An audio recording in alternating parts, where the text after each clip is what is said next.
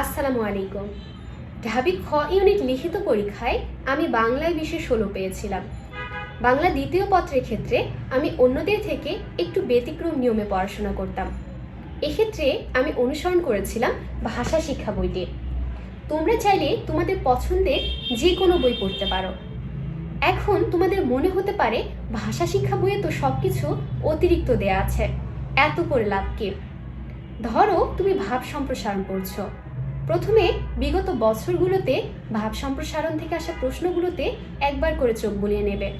এরপর অ্যানালাইসিস করবে ওই বছর তুমি পরীক্ষা দিলে কেমন করতে। এখন তোমার কাজ কি হবে জানো?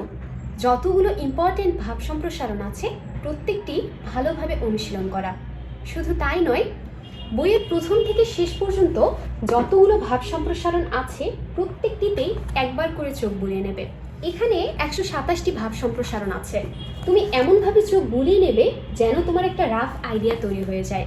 মূল লাইনগুলো ধরতে পারো, বেশি সময় নেবে না। এটি করার কারণে পরীক্ষার হলে তোমার প্রশ্ন কমন না পড়লেও তুমি সেই রাফ আইডিয়া থেকে অনেক সুন্দরভাবে গুছিয়ে লিখতে পারবে।